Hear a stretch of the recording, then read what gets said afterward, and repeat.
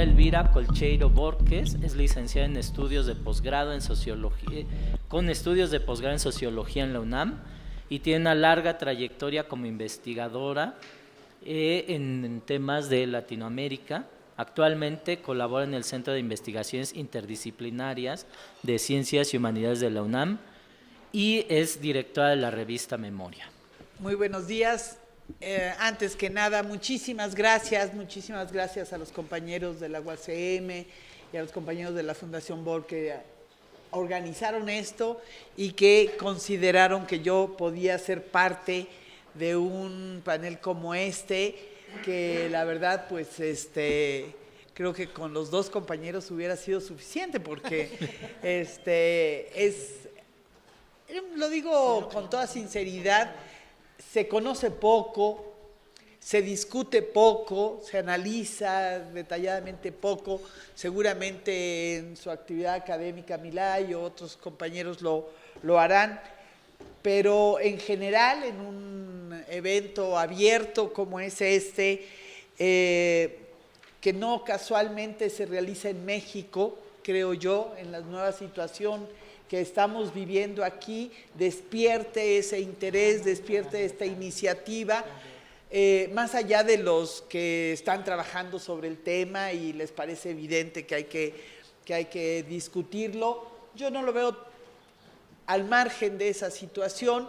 y bueno, sobre eso trataré de decir 2 o 3 cuestiones muy puntuales al final. Creo que las constituciones, y nunca hay que olvidarlo, las constituciones como grandes documentos de un país, no dejan de ser documentos, letra escrita, están reflejando siempre una situación y un momento específico de esos países. Lo interesante de la Constitución cubana es que más allá de sus propias condiciones, y aquí no podemos obviar todos los cambios que durante décadas ha tenido que ir ajustando Cuba, con el gran cambio mundial que comenzaría en 89, y no solo me refiero a la caída del socialismo real, sino a todo el embate neoliberal en el mundo, con los elementos contradictorios que implicó que desde hace 21 años, por poner una fecha, pero bueno, todo el mundo podríamos coincidir con los cambios que comienzan en Venezuela, es el momento en América Latina tratando de contrarrestar ese embate neoliberal, del capitalismo neoliberal en el mundo. Y bueno, después de 21 años ya sabemos que hubo historia de por medio, que hay fracasos y hay lugares en donde hay esa defensa de sus proyectos, algunos una defensa dramática, como lo que estamos viviendo en estos momentos en Venezuela, en lugares menos dramático, pero también muy, muy difícil, como es en Bolivia,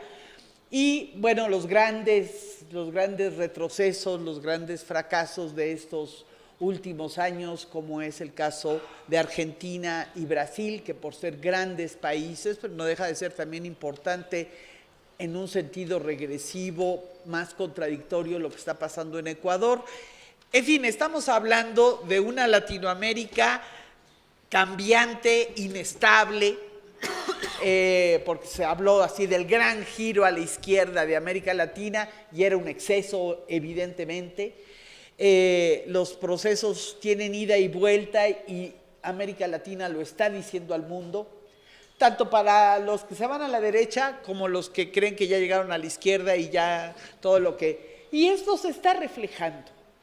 reflejando en la Constitución cubana como se puede estar reflejando en los procesos en México, ¿no? A mí me parece que ese contexto inestable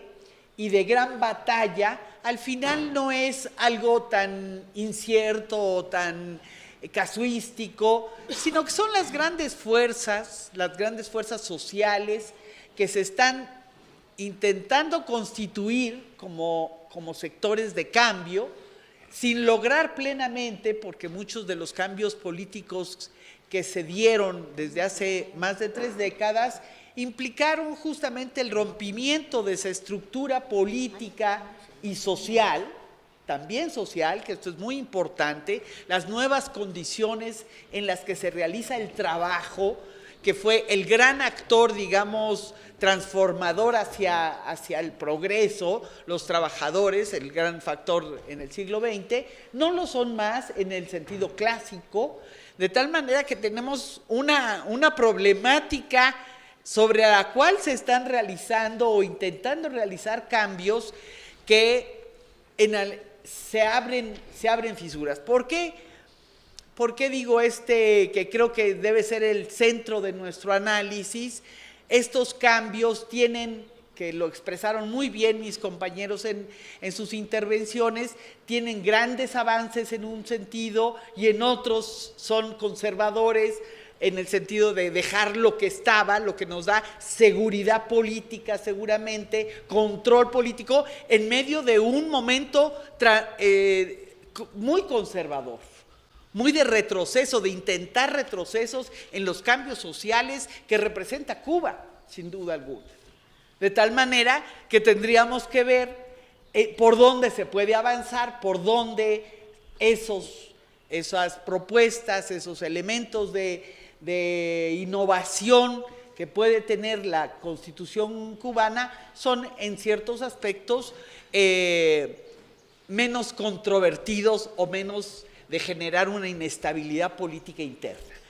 Pero no solo, sino también el elemento, y no hay que dejarlo de lado, que implica el escenario Trump en América Latina y la agudización por lo mismo de este cerco económico, ideológico y político que implica Estados Unidos frente a la isla. Ese elemento, fíjense ustedes, ahorita que decía Milay,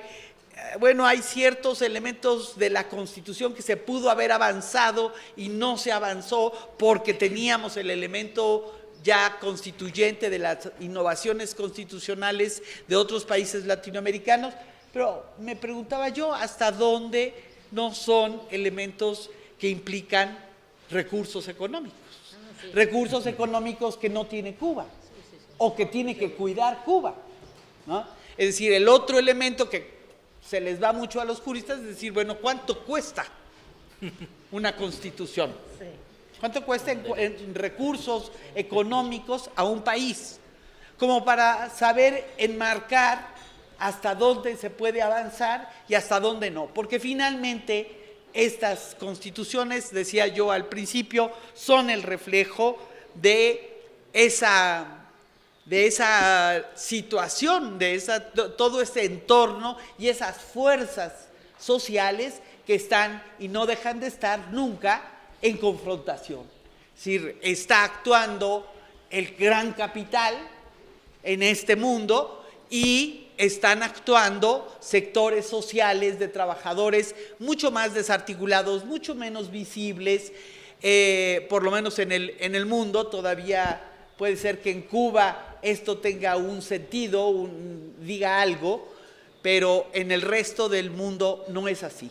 Entonces son en condiciones mucho más adversas, diría yo, en este momento, con excepción justamente del gran cambio que ha ocurrido en México a partir del 1 de julio. Y esto es muy importante y muy interesante, porque no es cualquier otro país para Cuba. La relación, la cercanía, la interconectividad que tiene Cuba y México, pues es histórica, esa interconexión, y yo creo que aunque haya sido un poco a destiempo este cambio, de todos modos podrá potencializar en la medida en que sea un referente de alivio en la situación de acoso a Cuba, la presencia de un gobierno popular, de un gobierno que reivindica, y ya lo estamos viendo frente a Venezuela, el derecho a la autodeterminación de los pueblos, cuestión que en este momento puede ser fundamental para que esos cambios que están abriéndose paso en Cuba, en un sentido de democracia, en un sentido de sostenimiento de un anticapitalismo, sea esto lo que sea y se tenga que estar descubriendo paso a paso, sea